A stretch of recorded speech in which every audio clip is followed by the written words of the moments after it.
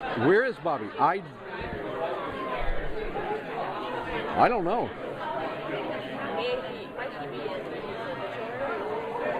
You know, I think that would be a lovely idea.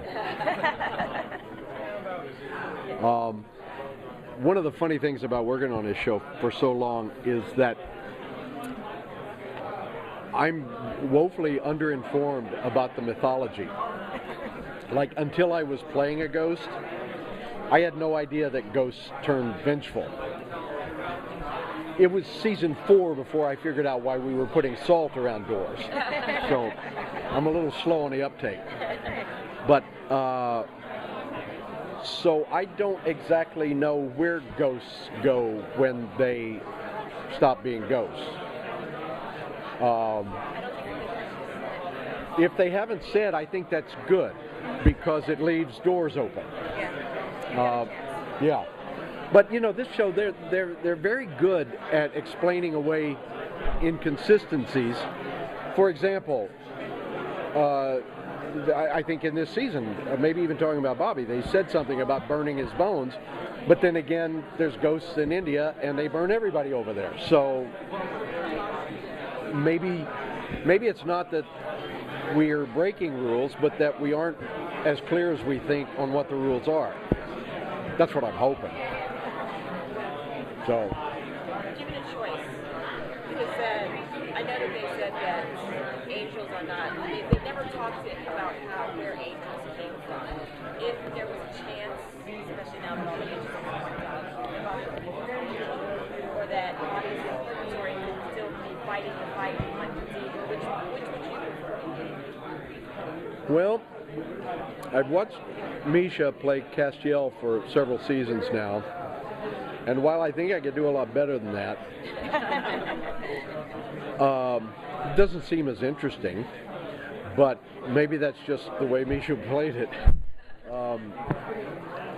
You know, what I enjoy about playing Bobby in whatever guise he's in is his drive to beat whatever evil is out there, and so whatever shape he might take in the future, I hope that that's what he's doing. Are you enjoying being able to take some of your frustrations with the boys and with, out in action, kind of physical manifestations? Because a lot of times Bobby just kind of sits and stews, and now he's got to, smash mirrors and sort of actually act out some of his frustrations. Well, you may be confusing my own personal frustrations that I'm acting out. With the hat, not Yeah. the hats, right? It's almost everything they've ever handed me on this show, even when it completely blindsided me, has been a delight to play. And there are very few things that I look back on and go, oh, I wish they hadn't done that. I mean, I didn't care for being in a wheelchair for a season much, but I got great dramatic stuff out of that. I wasn't crazy at all about being dead, and I was glad to come back as a ghost, but as a ghost I was like, oh, I got to get painted white every morning, and I spent a lot of time just sitting watching the boys going, and I'd like to be more active, but then I got to be more active. So so far they haven't thrown me anything that I didn't like, ultimately. They have. You're not getting it out of me. However, I think I'm going to start work on the sequel to the Abominable Snowman movie. That's nice to know. So all your Twitter fans now know what that means. A good reason to follow you on Twitter. Yeah, no, I just said that. I hope springs eternal. I have to say that when Bobby showed up as a ghost and we first saw them, I was screaming at my television. He misled us. And you were so good with it.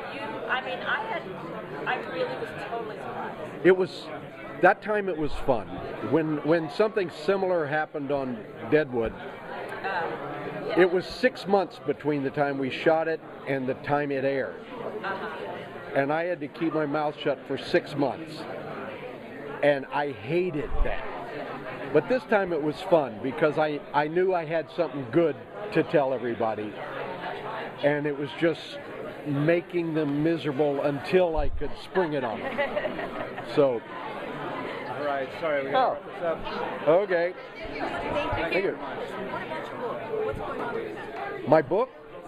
Well, it's my book, Life's That Way, is still out there. It's still for sale. It's I would love for some audio publisher to pick it up for an audio book. I'd love for it to get published in some more languages, but it's still out there. And if you're interested, www.lifesthatway.com. Thank you. Thanks, guys.